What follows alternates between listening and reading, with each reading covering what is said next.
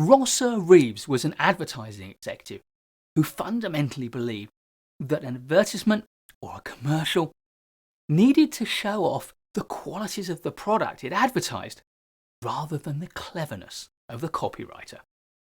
So he crafted his adverts around what he called the unique selling proposition, or USP.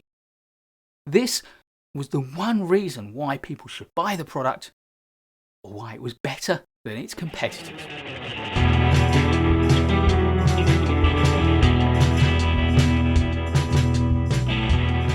Reeves coined the term unique selling proposition in the 1950s. And a contemporary of his, Theodore Levitt, was a Harvard professor at the time.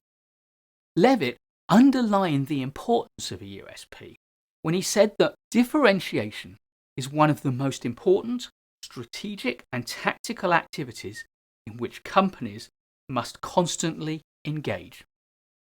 So, what is a USP? Do you still need one? And how can you craft your own? A unique selling proposition is a simple statement that articulates why your product or your service is different from, and therefore better than, its competitors.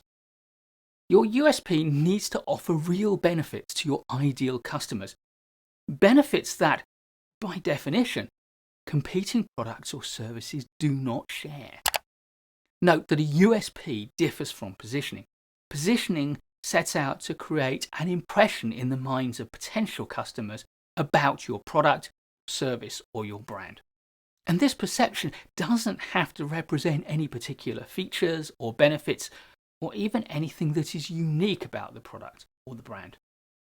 Rather, it tends to be about the balance between the price and the value of the product, along with certain social or lifestyle associations that you create in the minds of your potential customers.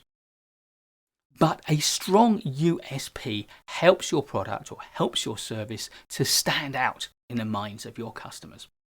If you have a distinct USP, and it's one that your customers value, then you don't have to worry as much about the activities of your competitors, at least until they can start to replicate your USP in their product or service.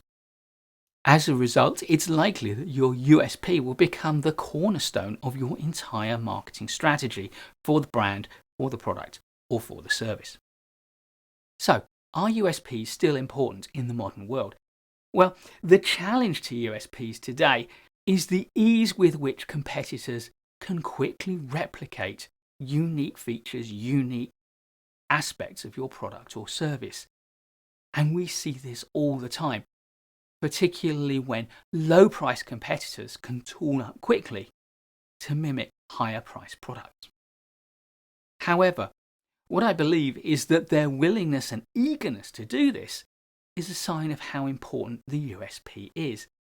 Having a USP keeps your product out ahead of the competition and underlines for you the importance of constant innovation and product refresh. In a mature market, a large part of brand equity comes from your ability to bring out a constant stream of new, improved products, which largely do the same thing, but do it in a better way. Obvious examples of this are in the electronics industry, where cameras, smartphones, microphones, all of those sorts of equipment change frequently, with the big brands producing new contributions to their line every year. So how do you go about creating a USP? Well, let's boil it down to 3 very simple stages. The first stage is all about market intelligence, and there are 3 things we need to do. First, find your ideal customer and learn about them. Get inside their head, find out what motivates them, what they want, what their priorities are, how they think. Second, research your competition as well. What do they produce and how do they promote it? And third, put the 2 together. Why do your customers buy your product rather than the products your competitors provide? And equally, why do some potential customers buy your competitors' products?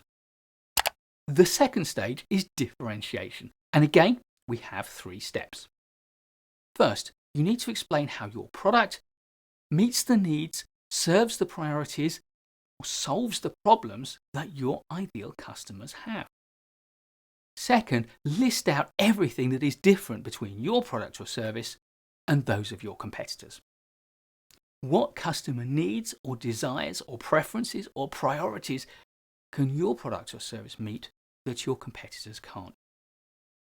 Then articulate this to explain why your product or your service is the ideal choice for your ideal customer.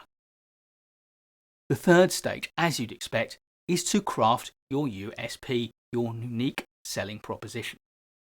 Express what you have learned through the process so far as an elevator pitch. There are many formats and formulas that you'll find, but here's one I particularly like. My product offers this capability to that ideal customer to provide this value proposition. Unlike these competing products, it has this key differentiator. So here's an example.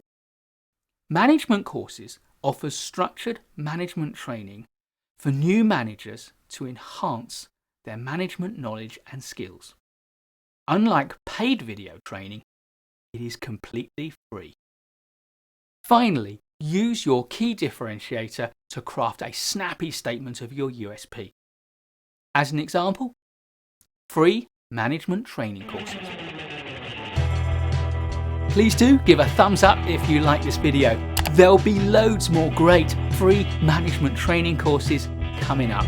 So please do subscribe to the channel and hit the bell so you don't miss any, and you don't have to pay for any. I'll look forward to seeing you in the next one, and in the meantime, keep learning.